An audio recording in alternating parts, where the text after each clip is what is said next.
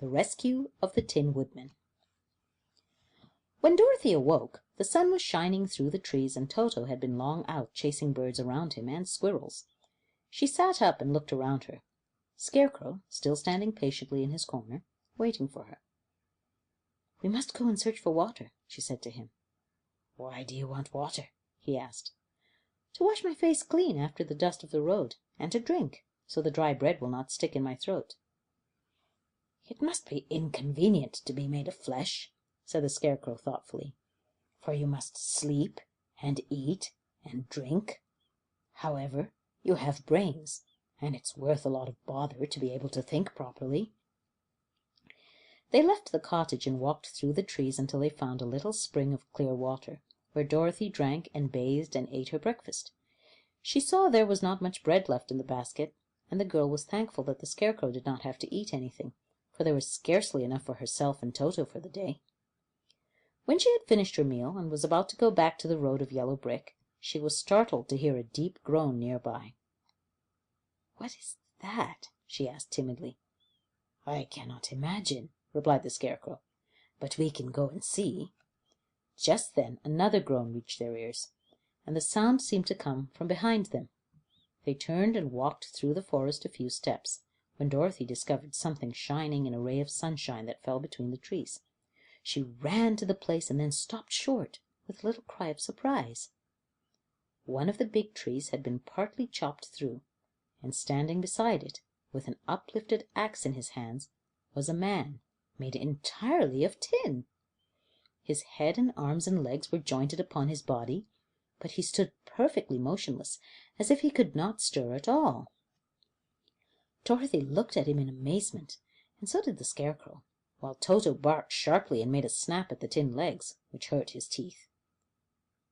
"Did you groan?" asked Dorothy. "Yes," answered the Tin Man, "I did.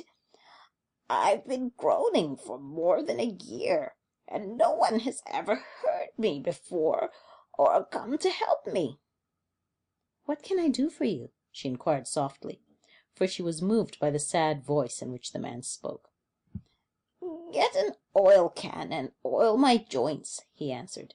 "They are rusted so badly that I cannot move them at all.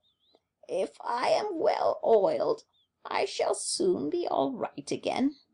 You will find an oil can on a shelf in my cottage." Dorothy at once ran back to the cottage and found the oil can, and then she returned and asked anxiously, "Where are your joints?" "Oil my neck first," replied the Tin Woodman. So she oiled it, and as it was quite badly rusted, the Scarecrow took hold of the tin head and moved it gently from side to side until it worked freely, and then the man could turn it himself. "Now oil the joints in my arms," he said, and Dorothy oiled them, and the Scarecrow bent them carefully until they were quite free from rust and as good as new.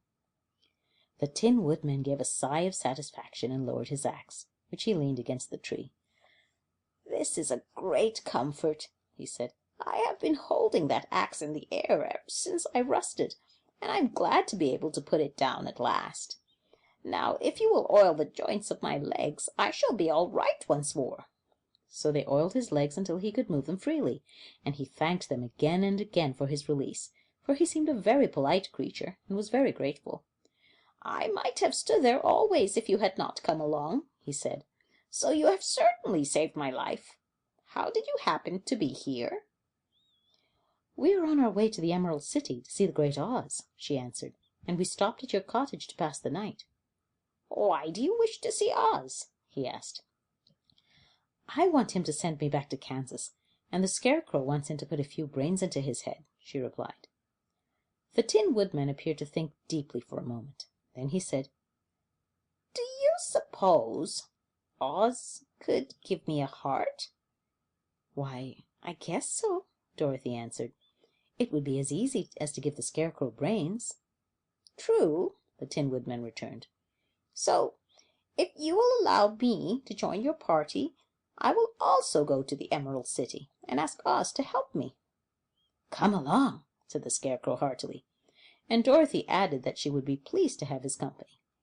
So the Tin Woodman shouldered his axe, and they all passed through the forest until they came to the road that was paved with yellow brick. The Tin Woodman had asked Dorothy to put the oil can in her basket. "For," he said, "if I should get caught in the rain and rust again, I would need the oil can badly." It was a bit of good luck to have their new comrade join the party, for soon after they had begun their journey again, they came to a place where the trees and branches grew so thick over the road that the travellers could not pass. But the Tin Woodman set to work with his axe and chopped so well that soon he cleared a passage for the entire party.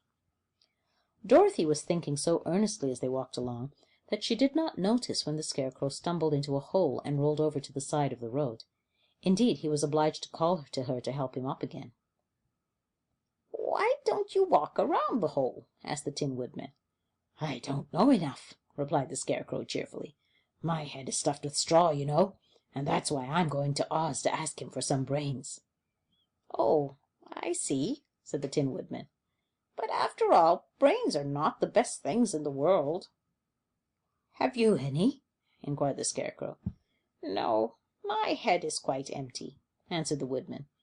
"But once I had brains, and a heart also, so having tried them both, I should much rather have a heart."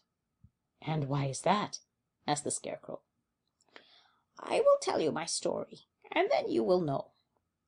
So, while they were walking through the forest, the Tin Woodman told the following story.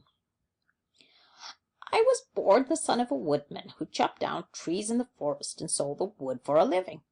When I grew up, I too became a wood chopper, and after my father died, I took care of my old mother as long as she lived.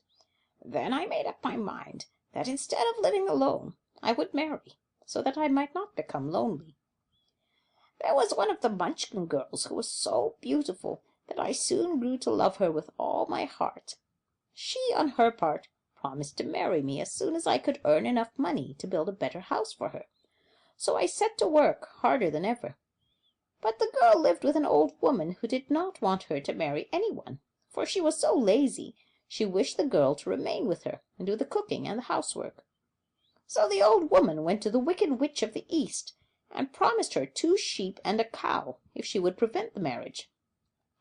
Thereupon the Wicked Witch enchanted my axe, and when I was chopping away at my best one day, for I was anxious to get the new house and my wife as soon as possible, the axe slipped all at once and cut off my left leg. This at first seemed a great misfortune, for I knew a one-legged man would not do very well as a wood chopper. So I went to a tinsmith and had him make me a new leg out of tin. The leg worked very well, once I was used to it, but my action angered the Wicked Witch of the East, for she had promised the old woman that I should not marry the pretty Munchkin girl. When I began chopping again, my axe slipped and cut off my right leg. Again I went to the tinsmith, and again he made me a leg out of tin. After this, the enchanted axe cut off my arms, one after the other, but nothing daunted, I had them replaced with tin ones. The Wicked Witch then made the axe slip and cut off my head, and at first I thought that was the end of me. But the tinsmith happened to come along, and he made me a new head out of tin. I thought I had beaten the Wicked Witch then, and I worked harder than ever. But I little knew how cruel my enemy could be. She thought of a new way to kill my love for the beautiful Munchkin maiden, and made my axe slip again, so that it cut right through my body, splitting me into 2 halves. Once more the tinsmith came to my help and made me a body of tin, fastening my tin arms and legs and head to it by means of joints, so that I could move around as well as ever. But alas, I had now no heart, so that I lost all my love for the Munchkin girl, and did not care whether I married her or not. I suppose she is still living with the old woman, waiting for me to come after her.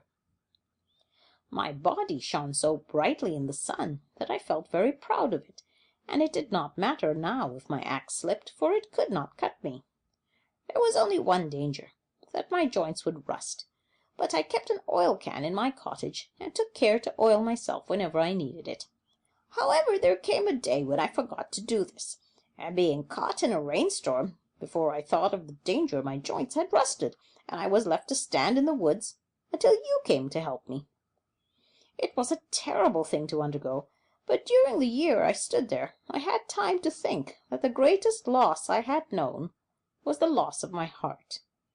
While I was in love, I was the happiest man on earth, but no one can love who has not a heart, and so I am resolved to ask Oz to give me one. If he does, I will go back to the Munchkin maiden and marry her." Both Dorothy and the Scarecrow had been greatly interested in the story of the Tin Woodman, and now they knew why he was so anxious to get a new heart. "All the same," said the Scarecrow, "I shall ask for brains instead of a heart, for a fool would not know what to do with a heart if he had one." "I shall take the heart," returned the Tin Woodman, "for brains do not make one happy, and happiness is the best thing in the world."